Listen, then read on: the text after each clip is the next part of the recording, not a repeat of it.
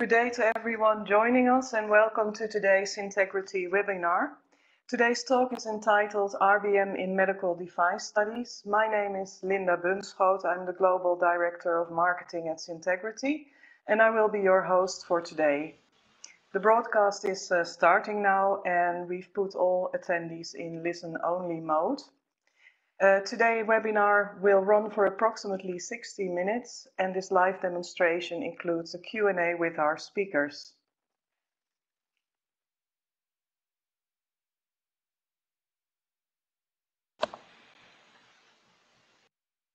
As you can see, this webinar is designed to be interactive and webinars work best when you are involved as well.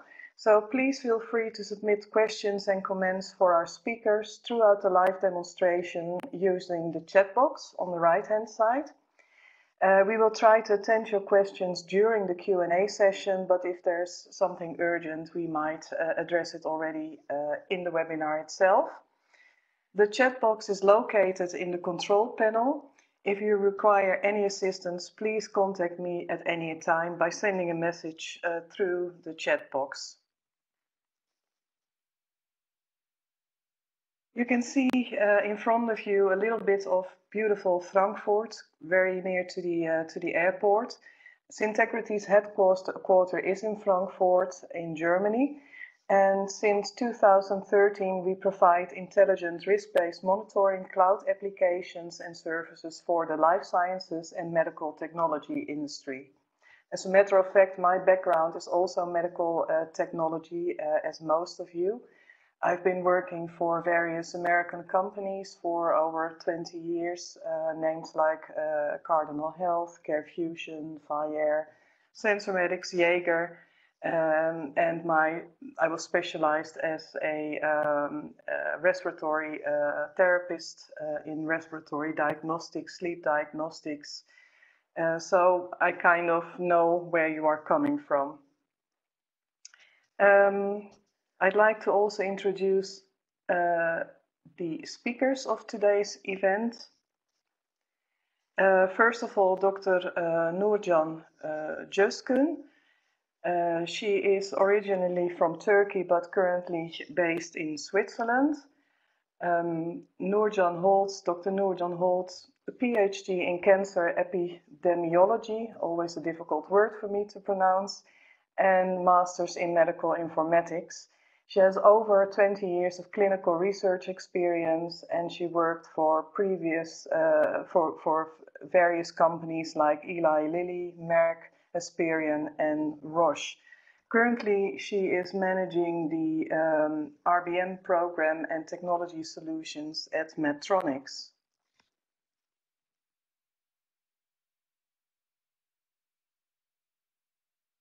Our second speaker of today is Artem Andrianov. He is our CEO at Cyntegrity. Artem holds a PhD in mathematics and a master's degree in business administration, financial management and corporate strategy. During his study, Artem successfully fulfilled research projects for companies like GlaxoSmithKline, Johnson & Johnson and ERT.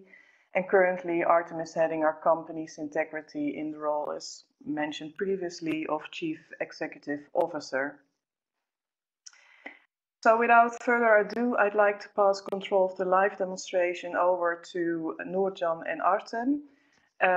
Before we do so, we have a question for you, as a matter of fact, because we would like to know, and I see in the meantime lots of peers have joined us. Welcome, if you haven't been in the introduction yet. But we would like to know a little bit more about your experience with medical devices, risk-based monitoring, and for this we will have a poll question first. Artem, can you take control of the poll? Yep.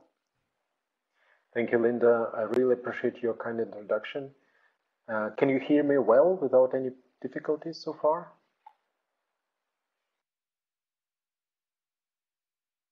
I assume, hello? Yes, Artem, I can hear you very well. Yeah, okay. Yeah, thank you very much. So I would like to ask you, everybody who just arrived and going to arrive in the next minutes, I would like to ask you about your experience in medical device trials before we begin with our honorable guest today. You see a simple question: what is your experience in medical device trials with RBM, with risk-based monitoring? Please use a simple scalar, not yet, 0 to 1, 1 to 3 years, and 3 to 5, or even over 5. It will help us to understand who is on the other side and adjust our presentation today. And again, a bit use the time for those who are arriving a bit late. We have a lot of registrants, by the way, today. It's really great to know that this topic is so exciting. Okay, I think we have already a good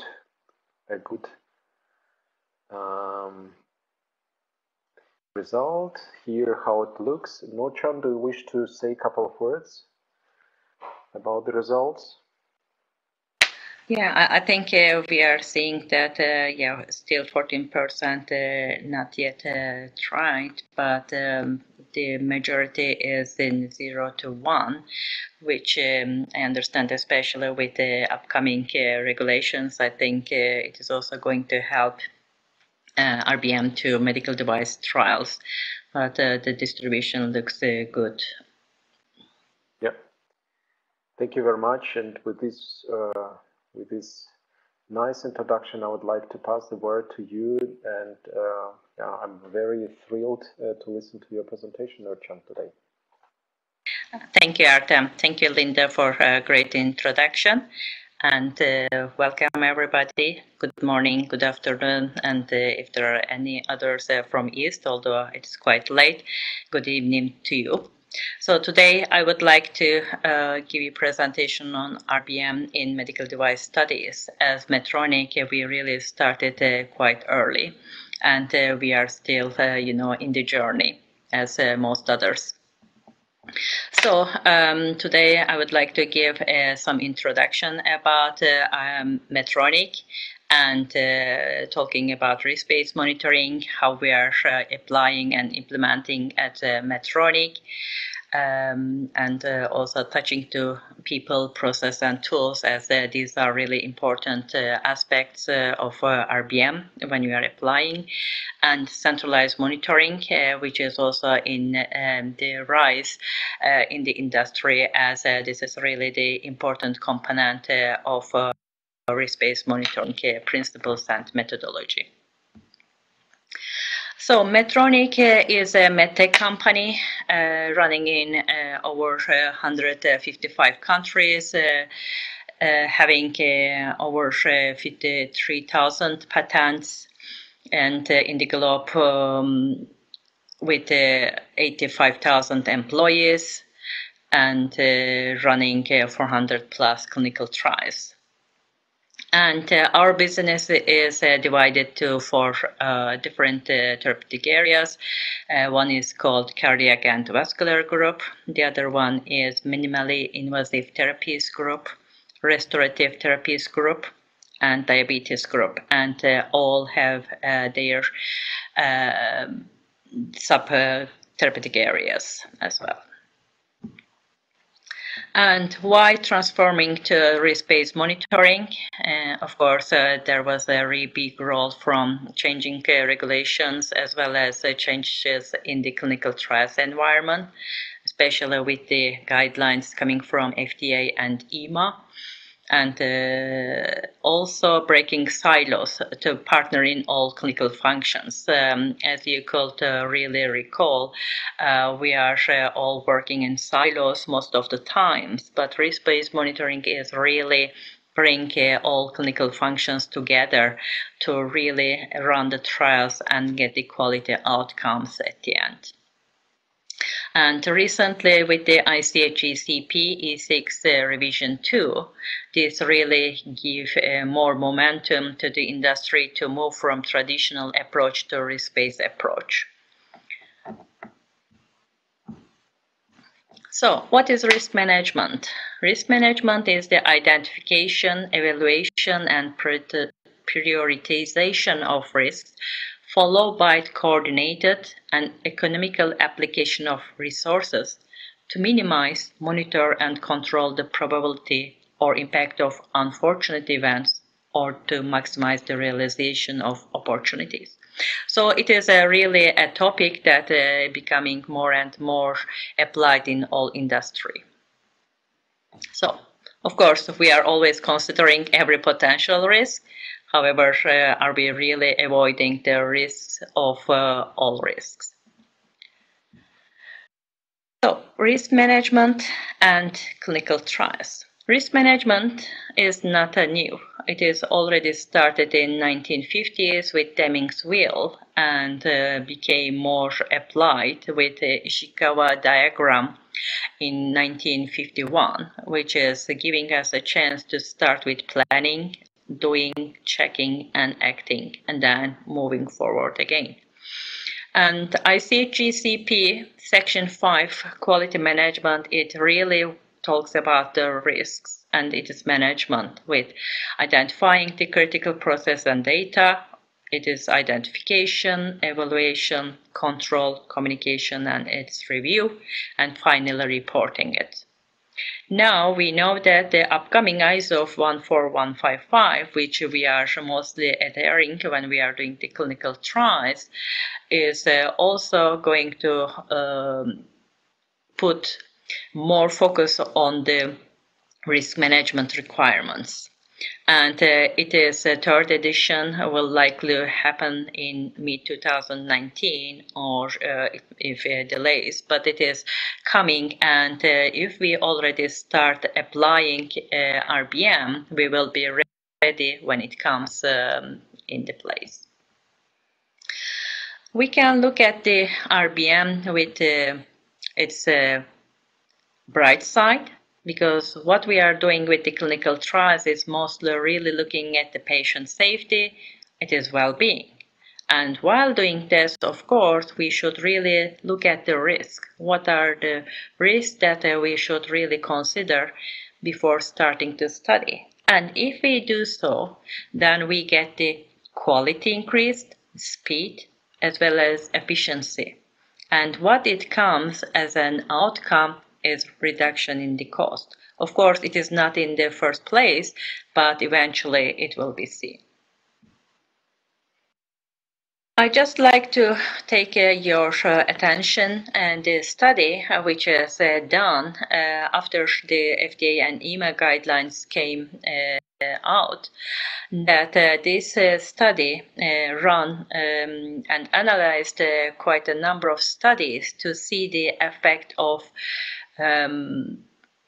source data verification that we were really focused mainly when we were doing traditional monitoring. And this study was showing that total data that is ever corrected is around 3.7%. And if we take out all the corrections done with other methods, the total contribution of SDV is around 1.1%, which is quite small. And it shows that source data verification is really having a limited impact for the transcription error and the data that we are looking at. And this also shows that there are other means to get quality data. If we look at really what RBM is really mean, it is increased quality via assessing the risk at a program, protocol, or site level, and focusing on the critical data points, compliance, investigator oversight, and safety of a trial. And this gives us a more focused approach. And of course, starting the protocol and CRF design from beginning with the quality in mind. And especially we should really think, and this is our practice at the moment, that we are starting with the assessment with study teams when it is in draft or synopsis level to really get the final draft with reducing the seen risk or accepting them. And of course, RBM is adaptability and reassessment of the risk during the course of the study for protocol as well as study sites.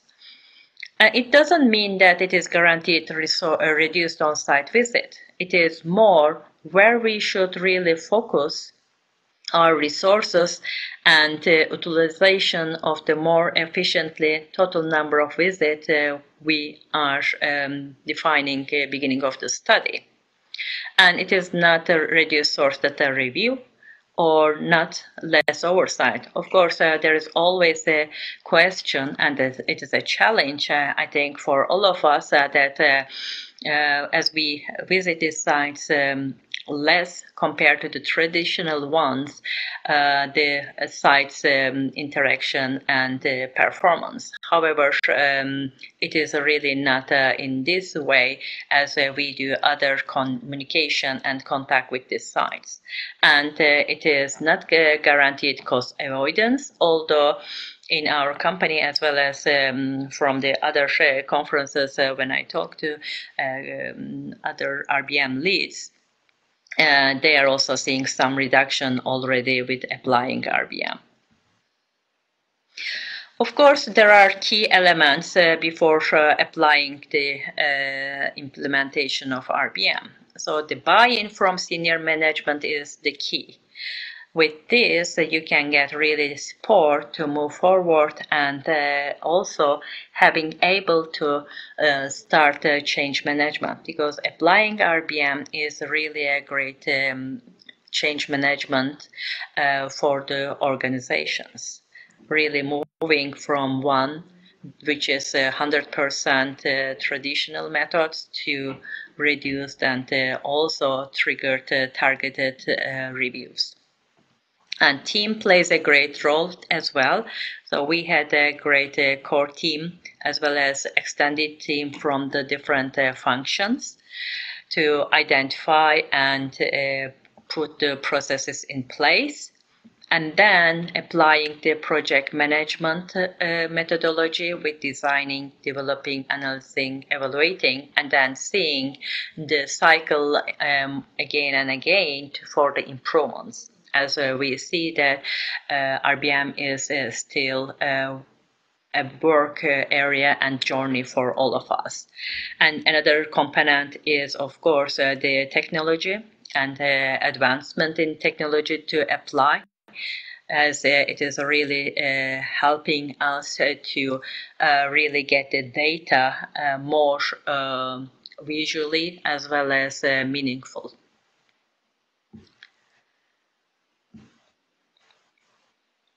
Here, I would like to give you some insights from Medtronic, how we started and where we are today. Of course, as with all new changes, and we also confront with challenges. However, we really had a good participation and interest from several business units, and we are still working to increase engagement. So RBM started at Medtronic as called RBM 1, as we had different legacy organizations and geographies. That time we started with current state definition on what are the processes we have in place, how we can harmonize them, available tools and enablers, and starting identifying the stakeholder, as it is so important to having the engagement of the stakeholders, as well as training. And FY17 was really the year we started to really having the harmonized processes as well as the tools.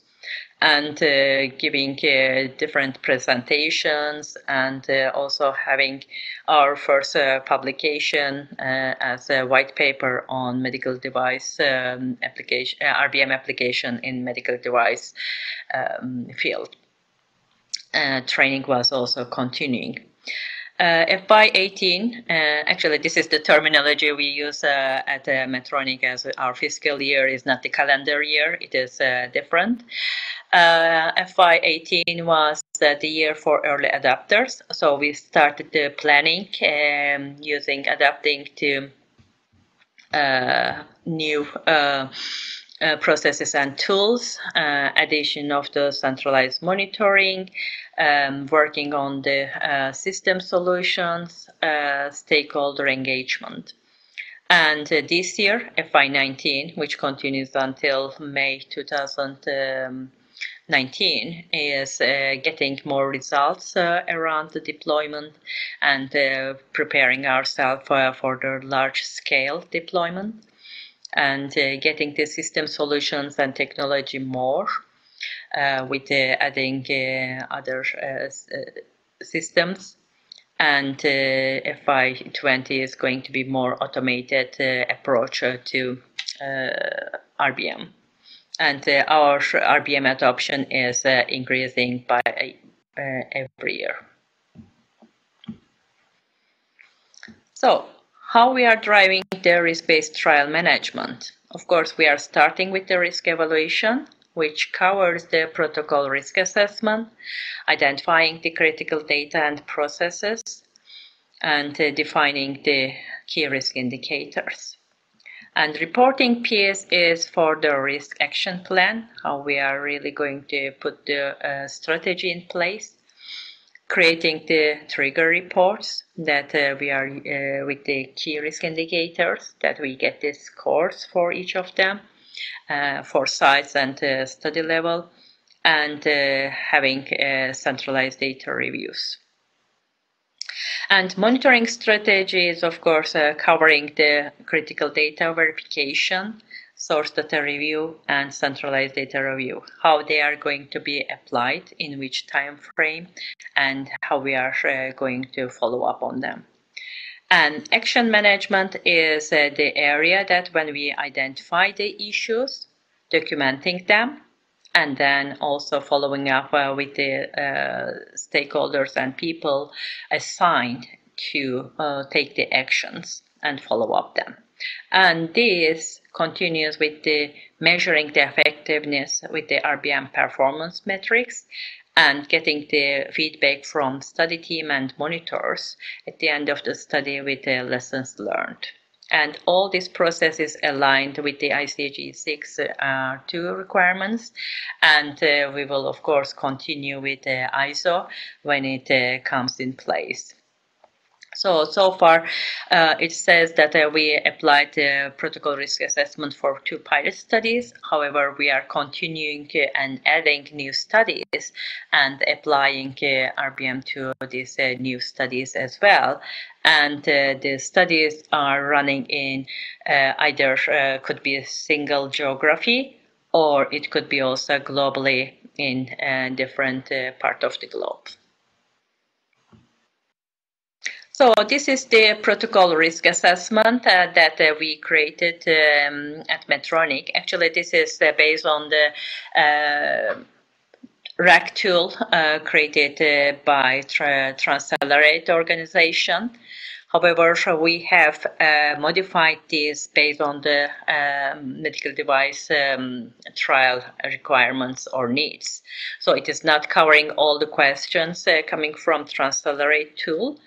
However, it is more that applying our field, and we have, of course, after identifying, we have this score for probability, impact, and detectability, and based on that, we identify the risk and the action plan, how we are going to mitigate, transfer, accept, or avoid based on the project management, risk management principles.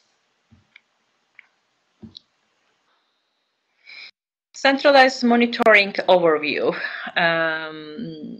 The RBM is applying it is methodology with protocol risk assessment, KRIs, critical data points.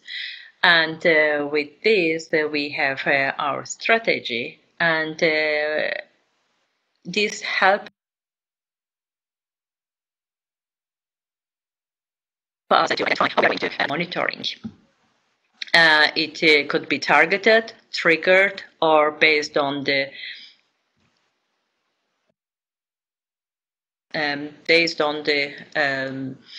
workload at the site. And continuously, we are also having centralized monitoring based on the trigger report we are getting from the system, together with all stakeholders or functional leads attending the meeting. Actually, in our organization, we have a role called RBM SME, who is taking the lead when we start the study and applying RBM. And with this role, together with the centralized monitor, identifying the key risk indicators, together with the input from the overall study team members. And then RBM analysts help us for the programming, and we get the study data from all systems, and then get the trigger report. And of course, we are applying the key risk indicators, thresholds, and statistical data monitoring the area that we are working currently, as well as the analytics. And during the meeting, we identify the issues, and these issues goes into the risk management tracking tool. And there we work on the risk mitigations together with the assigned people to ensure that it is timely done. And of course, these also help us to define whether we need a triggered visit or the actions can be taken remotely. So this is also the process map showing how we are performing the centralized monitoring. And then, of course, we are defining when the centralized monitoring review is going to be done, and we schedule it, and doing the reviews, which is monthly. And then based on that, we identify if the mitigation is required or further investigation is necessary. And with this, we are having all this coordinating the risk follow-up actions throughout the closures. Of course, it is important to have the success measures to finally seeing how we added value and what is the effectiveness of RBM. So we identified several quality indicators or the metrics for that. One is average number of major critical data audit findings per audit site, or rate of significant protocol deviations per subject, and median visit to ECRF entry cycle time. And safety-related ones are the proportion of unreported confirmed assays to total report assays. And these are so far really help us going through this journey. We are taking our steps slowly. However, we see the outcomes, and day by day, the interest from different business units, and also from the management, as this is getting top priority for the organization. So here, what I wanted to share today with you. And I believe we will have questions, and we will answer them at the end of the presentation. Thank you for your attention. Thank you, Nurcan. Thank you very much. Very interesting. Meanwhile, if there are already questions popping up, just enter them to the chat so that I can note them down, and later on we can address them. And then it's over to you, Artem. Yeah, thank you, Linda. Thank you, Nurcan. I'm always amazed how well structured the approach is going by Medtronic, and I appreciate that Nurcan shares the best practices today. Before we continue, I would like to use the chance and also ask actually most of the interesting question for me personally, what is the biggest challenge in medical device RBM for you? And I would like to start the polling of the question and ask you to take participation in that and provide the maybe the challenge that you face today in your organization. So the proper risk identification and assessment, choice of proper key risk indicators, choice of thresholds for key risk indicators, maybe some therapy specific KRIs if you're dealing in specific therapy with your medical device, handling of differences of pre-market and post-market studies, and maybe some others if you have something in mind and there's not listed here. I would appreciate if you could provide your feedback so far, and I will present the results right away so that we will get the impression about the challenges. I think that more or less everybody is done. One more second for those who are still thinking.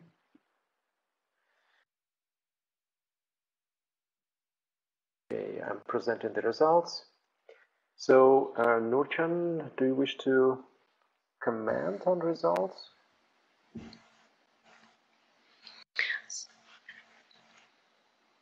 Yeah, great. Yes. So I think it is seen that choice of thresholds are really the important points, as well as proper risk identification, and we are also working on these areas, and I think it is really representing what is happening today. And therapeutic specific KRIs, I think it is on the long run. I think we will work on it because currently still we are going with the standard ones as well as the specific ones. But I see that it is also an important component that it will come eventually for all industry. Thank you. I also amazed that the results are so well distributed. It seems to be that the whole approach is tricky. It's never simple, and every step is quite challenging for organizations. And I'm glad that you addressed a lot of aspects today already, transcelerate tract, SDV, RBM performance. All that is vital elements of a proper planning and implementation in medical device industry of the RBM project. So my role today will be more summarizing that what Nurcan was saying, with bringing a bit technology overview, how technology could assist you with that. And I would like maybe to address a couple of points that Nurcan has mentioned at the beginning, because they are extremely important, and I'm particularly glad that Medtronic really addressed them. And I would like to start with the transcelerate tract, which is actually kind of a starting point for many organizations to do a proper risk identification or risk assessment. Before we go further, Artem, Nurcan, yes? Can you remove your pointer out of the slide, please? Yeah. Yes, I did. You're welcome. what is important to remember that if you simply download and translate spreadsheet and start using it, you have a lot of difficulties in the beginning, particularly in the medical device industry. First of all, this was designed by a pharma company, big pharma companies, and most of the risks and questions there are actually pharma related. You have to append or change the RACT, actual risk assessment and categorization tool, particularly for medical devices. So it is important to adapt it actually for MD, so medical device risk environment. Secondly, is important to remember is that it is quite biased exercise, because if it is done by one person and this person enters only his or hers opinion about risks, it will be only one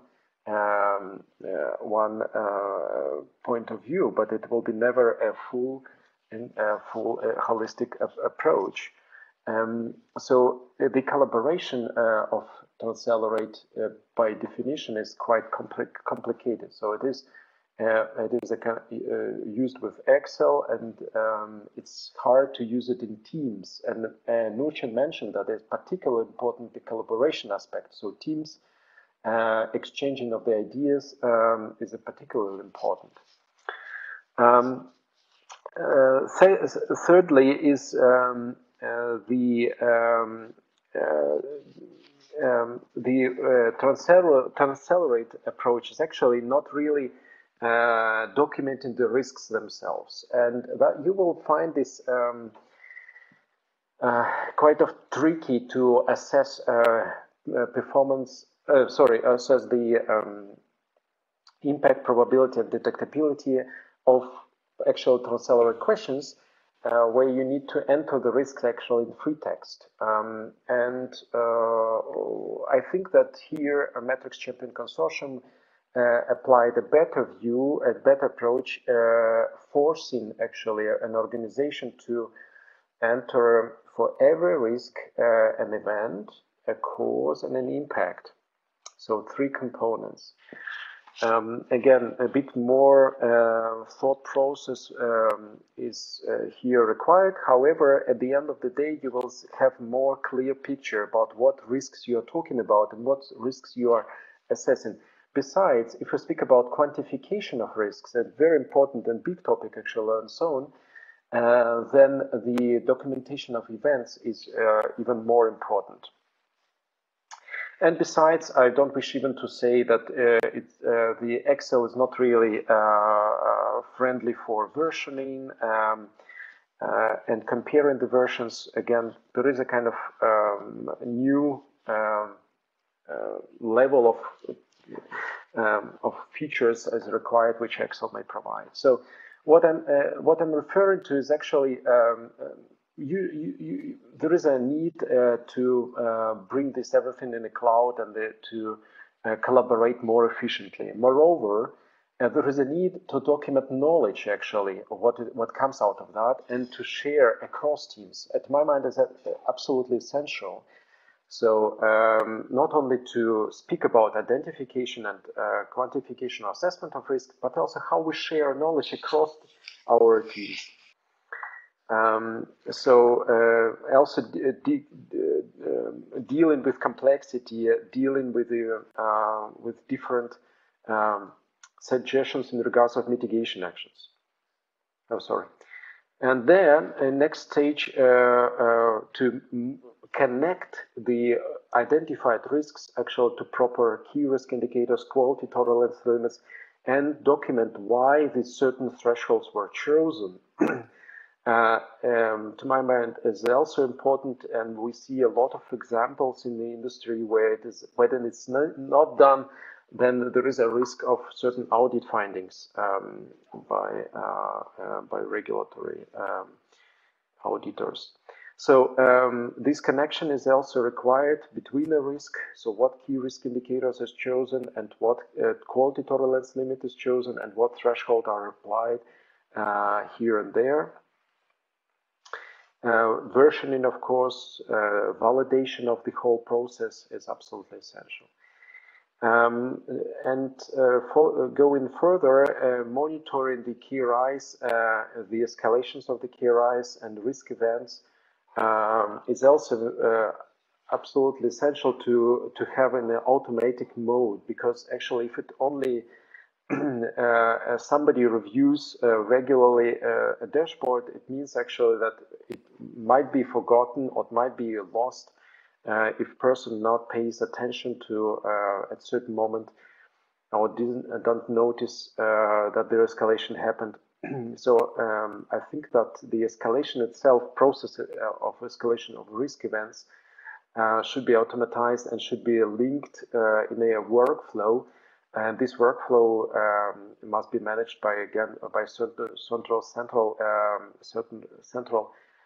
solution, which actually will send a notification over email, of course, but at the end of the day, must be a certain central place where it's all stored.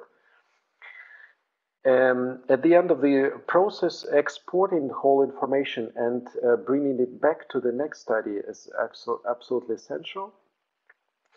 When we speak about major risks that got materialized, what mitigation actions helped us to deal with this risk in most efficient manner, what root causes actually were identified the most, and what preventive actions work to the best, actually can see in the improvements in data.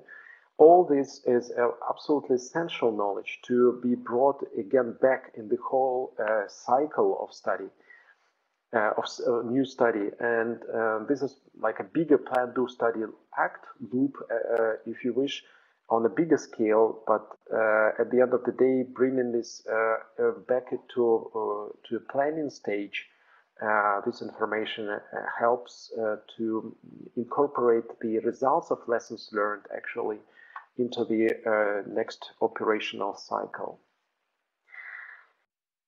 Nurcan mentioned at the beginning also the importance of proactive study management and why it is so important. I wanted to bring maybe a simple graph, which again we think that is familiar for everybody who is dealing with the clinical trials. This graph is right now in the process of capturing the evidence data to be proven. But for now, we see already that is really true.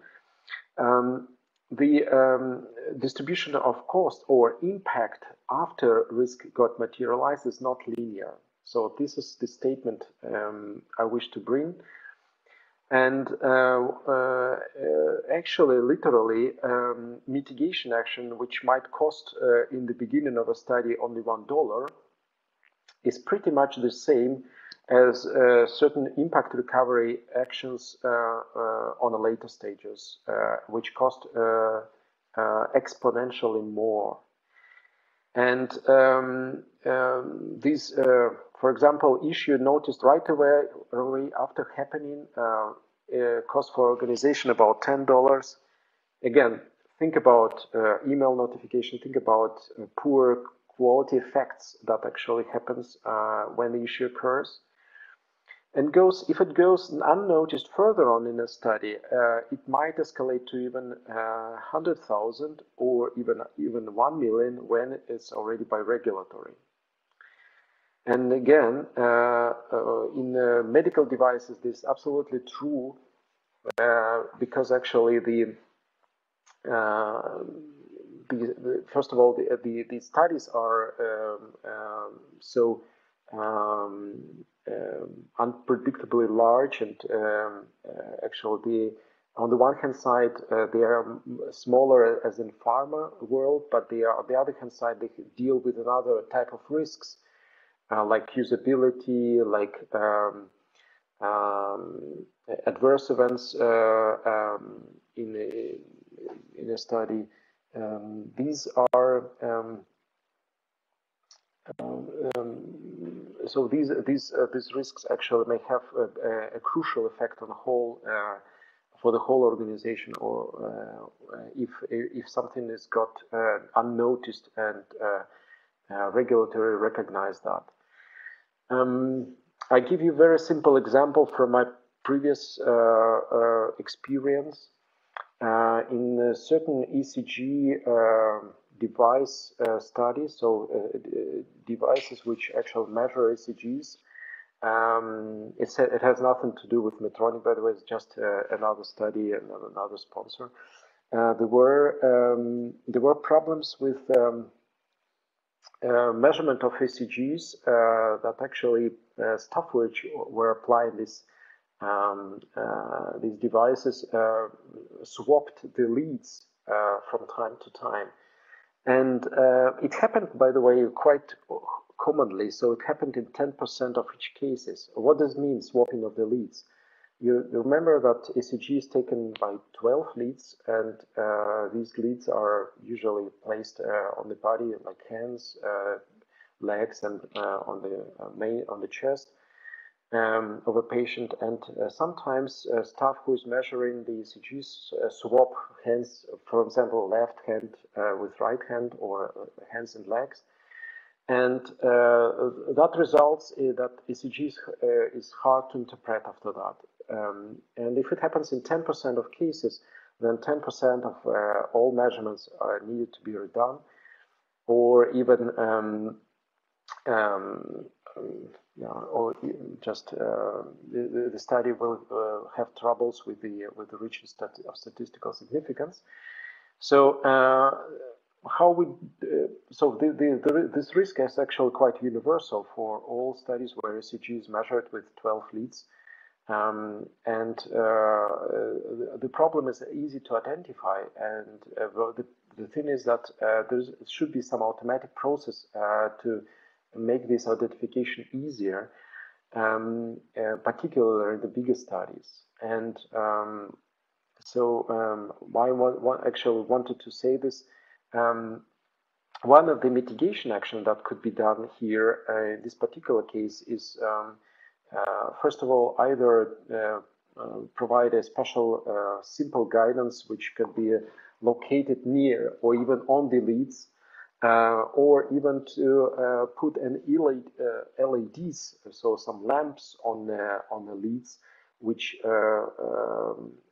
blink in a certain frequency, showing actually that they are placed correctly. So such mitigation action can cost only $1 at the end, and will reduce the danger of the whole study data quality. So maybe or the whole study disaster actually if the data quality will be not sufficient. So at the end of the day, we wish to achieve actually three main advantages with the RBM in medical device studies. First of all, we want to be more proactive in design phase. So applying Transacceleratd approach, documenting the risks, assessing them, prioritizing them. So this is a simple demonstration how this could be done.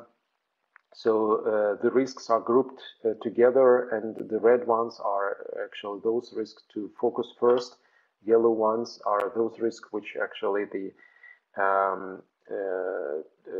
second or medium importance, and green ones could be accepted, for example. So planning the risks, first of all, bring you full compliance with the newest regulatory changes. It will assist you with the proper planning in design phase, and help you to reach success of the study more predictable. So that's what may be the main benefit of the whole procedure. And it's actually based on the best practices and lessons learned from the past. So again, remember about incorporating all the knowledge from the previous studies.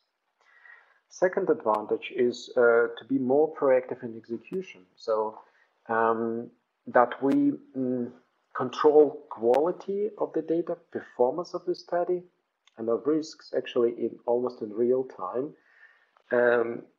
But not just controlling it in a way that it demonstrates to somebody actually the escalations, but actually it documents the escalations and provides a workflow to mitigate these escalations. So this is, to my mind, a part of the journey and part of the vital part of the technology, how it might assist a company to implement RBM in the most efficient way. In our experience, the most important information that is captured through our RBM is actually the mitigation actions which work the best. Because at the end of the day, you wish to bring more mitigation actions, more reasonable and more practical mitigation actions in the beginning of the study and avoid risks happening during the study. And if something goes wrong, but just be informed in time. So, and this is what actually is the most valuable information or output that comes after a study with RBM implementation is finished.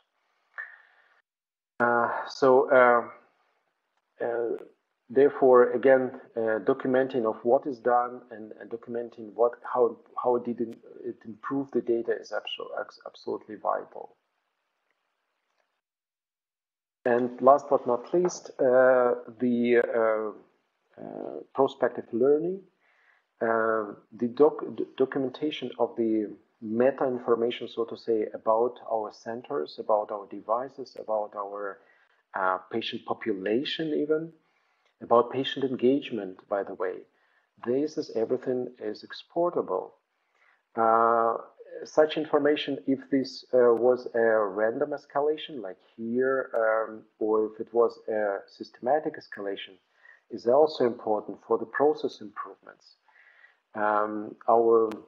We all remember that GCP addendum asks us to focus on systematic errors first. Quality tolerance limits asks us again to focus on systematic issues. So therefore, it's important to know what is systematic, what is random, to measure that, by the way, as well. And if we can export and use this information in the next study, that will help us a lot. That will help us in prioritizing what KRIs to choose in the future. It will help us to choose the sites with the good data quality and actually with the systematically good results. That will help us to prioritize the mitigation actions accordingly. Again, this is very, very, very helpful. So at the end of the day, we wish to achieve predictable trial conduct with the identification of the issues and with the identification if the issue is systematic or random, and with the knowledge libraries actually that might assist our staff. Okay, what should we do about it? How should we deal with that? And ideally to capture this information and to reuse it again where it's needed and populate it to whom it's needed, so to concrete role in organization. So with these words, I would like to start a Q&A session. We have about 7 minutes left. And I would appreciate the questions. If you could ask them, if you have any questions, ask them in the chat. Yeah, we have already a question in the chat. The question is, could you provide therapy-specific KRIs for medical devices? I would be happy to do that. Simple examples that comes immediately to my mind are the KRIs connected with data quality of ECGs. That's what I mentioned. Swapping of the leads could be identified. ECG quality, for example, impedance check, it could be identified. Then COPD is also a very good area to use, for example, documenting the ATS criteria from American Thoracic Society and checking these criteria right away is a good KRI. Nurcan, do you have any examples as well? So, I mean, it is... Sorry. Nurcan, please. Yeah, we are working on some diabetes studies that we put. However, we are working on getting more therapeutic KRIs. But it is not in the top level at the moment. Artem, can you tell a little bit more about what the medical device rect library is? With pleasure. So at Cyntegrity, we have designed medical device rect, so improving the transcellular approach and moving it more to medical device industry. And maybe this, again, could be a good start for those who are beginning their journey. Maybe not so advanced as Medtronic now. So if you want to use transcellular approach but don't know how to change it for medical device industry, so MD rect, just type it in Google. MD rect is something that you could start with. And again, we're happy to assist at any point those who are struggling or having questions. It contains also risks and mitigation actions, by the way. So not only questions that Transcellular offers. So another question, not directly related to this, but I can already answer that question if in the meanwhile you submit more technical questions, whether this webinar could be your attendantship could be certified by LCS. If you need certification of attendance, please submit your question to my email address linda.bunschoten@cyntegrity.com. Artem, you wanted to say more? No, I just, yeah, we would like to assist, of course, everybody in certification, so to say that if you need approval of your attendance for your organization, just give us a hint in one way or another. So the email is quite useful here. Any more questions, or are we all overwhelmed? Nurcan, do you have anything to add? We are no, I think it was the end of this webinar. It was a great discussions and questions, and I'm also happy if anybody likes to reach, and I'm happy to share our challenges and successes. Thank you. Thank you so much again, Nurcan, for your insightful view on this matter. Meanwhile, we will stay open till thank you. 2 more minutes, more questions.